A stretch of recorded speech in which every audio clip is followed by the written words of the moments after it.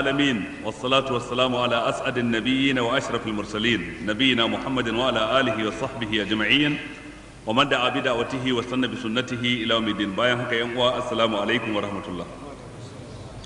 barkamu da saduwa a wannan yammaci na 19 ga watan Ramadan shekara ta 1427 bayan hijiran Annabi sallallahu alaihi wa alihi wa sallam daga Makka zuwa Madina, wanda kuma shine yammaci na 11 kenan ko 11 ga watan 10 shekara ta 2006 miladiya. A yammacin jiya idan ba a manta ba mun tsaya karshen aya ta 88 cikin wannan sura mai albarka suratul Tauba.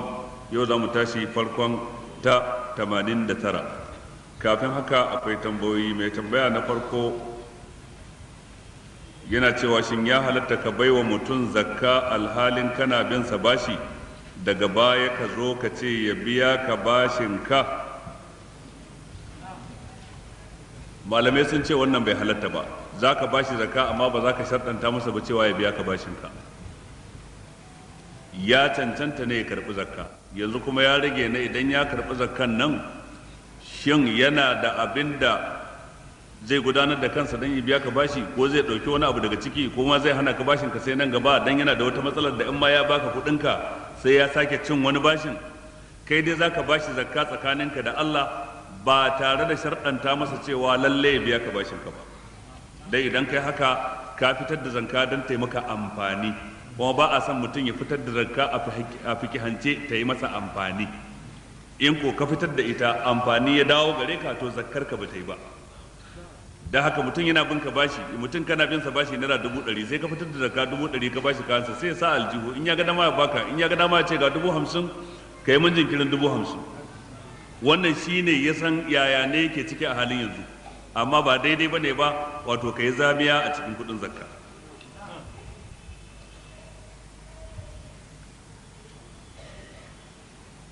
Wanda ya ce yana son a faɗakar da yan uwa da suke zuwa a makare ranar juma'a, amma sai mutum ya rinka ƙetare sahu har sai ya samu sahu na gaba ko na biyu ko na uku. Lallai kan manzon Allah sallallahu alaihi wa alihi wa sallama ya faɗakar game da wannan. Ya hana mutum ya rinka ƙetare yan uwansa don ya je sahun gaba a ranar juma'a. Takhattir riqab kenan, wannan shine takhattir riqaban nas. Wata rana annabi na cikin huduba sai wani mutum ya shigo cikin masallaci sai rinka ƙetare mutane yana son ya zauna a gaba, sai manzo Allah ce ijlis faqad azaita wa anaita. Zauna inda kake, ka zo a makare kuma kana cutar da bayin Allah. Ma'ana ya masa tsawa cewa ya zauna a wannan wajen kare ƙarewa gaba. Wannan sai nuna munin abin cikin addinin musulunci. Sai fa idan mutane sun saba su zauna a wani wuri keɓantacce sai kuma su kyale gaba babu kowa, to a irin wannan yanayi ya halatta ka ƙetara ka je gaban lokacin da aka bar gaban babu kowa. Amma matukar cewa mutane sun cike, amma so kake ka je ka ce da Allah dan buɗa mun, da Allah dan matsa, dan Allah dan gyara, haka kake son ka yi, to ka tabbatar ka saba wa sunnar manzon Allah sallallahu alaihi wa alihi wasallam.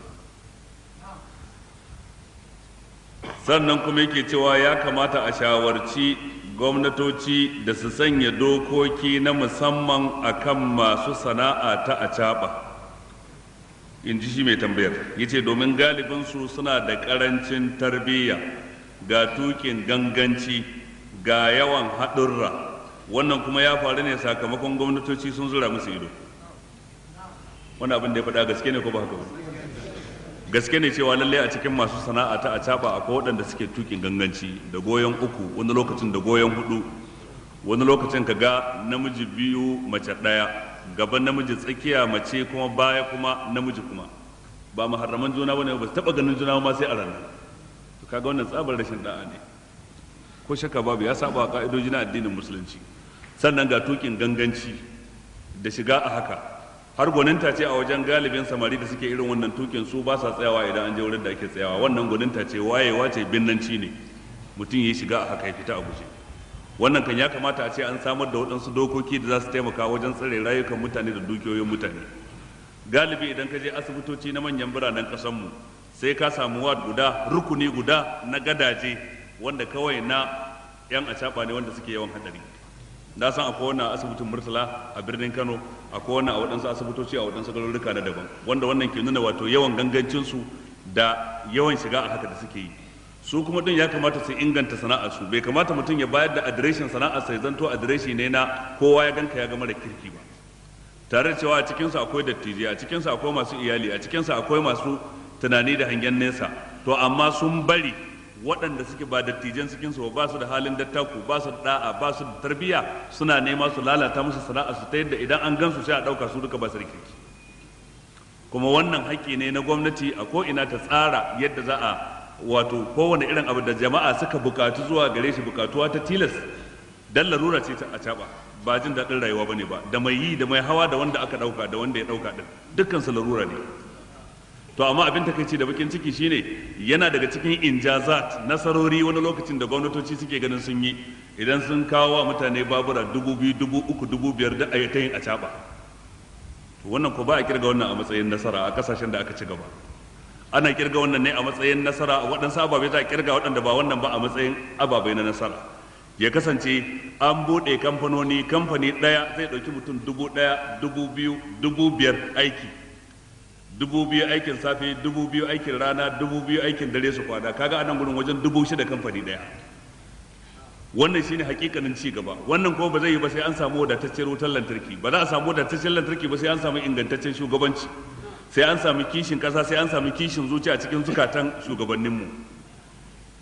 Amma kaga abin takaici da bakin ciki duka bai fi waɗansu kwanaki ko waɗansu watanni da suka wuce baya ba, gwamnatin tarayya ta zare kuɗaɗe daga gwamnatocin jihohi gaba ɗaya, jiha 36 haɗe da birnin tarayya na Abuja, don aka zazzari kuɗinsu, aka yi wani asusu na tsakiya, aka buɗe za a gina tashoshin wutar lantarki guda 7 dukkaninsu a kudancin Najeriya, babu ɗaya a arewa.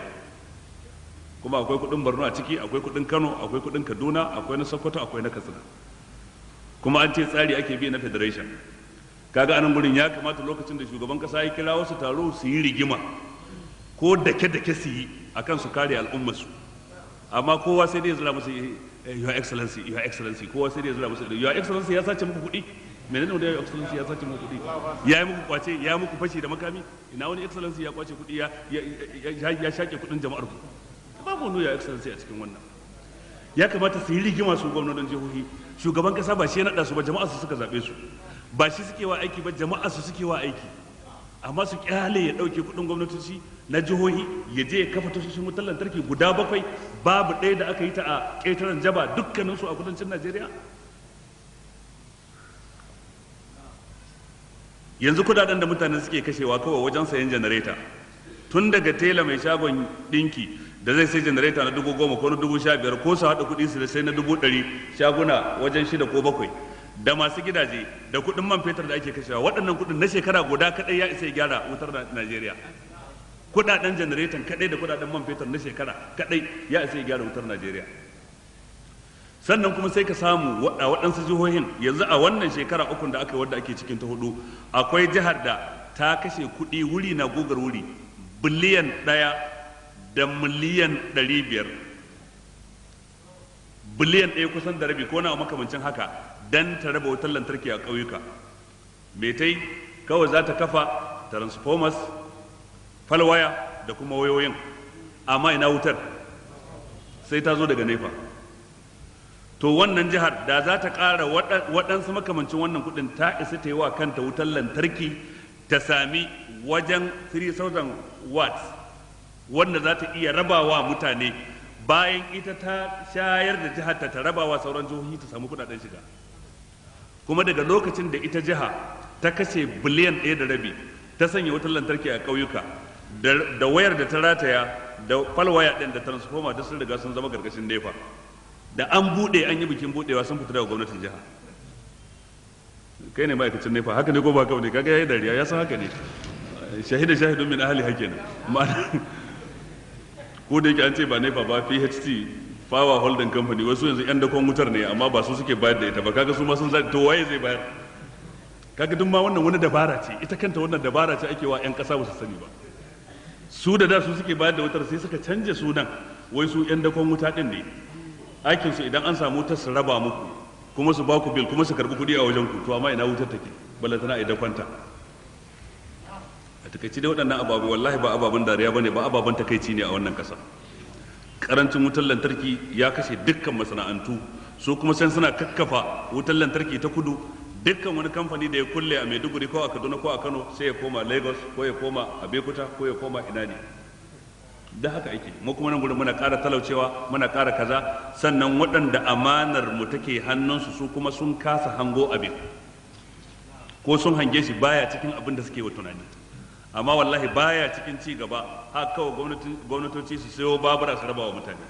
Kuma wani abin takaici sai ka ji wani lokacin chairman na karamar hukuma a ce ai ya raba babura 7 a karamar hukumar da yake da samari marasa aikin yi saboda 150 babur 7. To ai me kuma a ɗaukiwa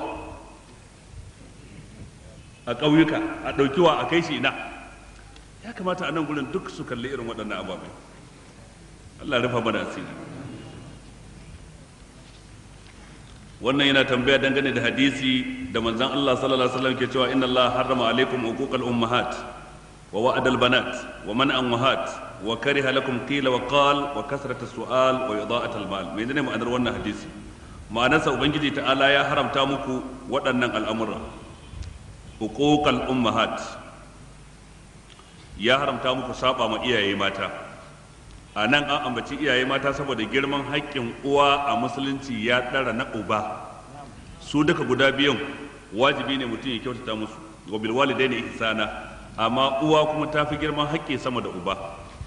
Saboda hadisin da wani sahabi ke cewa dukkan mutane wa ya fi cancantar kyautatawa ta, sai manzon Allah ce mahaifiyarka, yace sannan wa, yace mahaifiyarka, sannan wa, har sai da ya faɗi mahaifiya sau 3 sannan ya ambaci uba a karo na 4.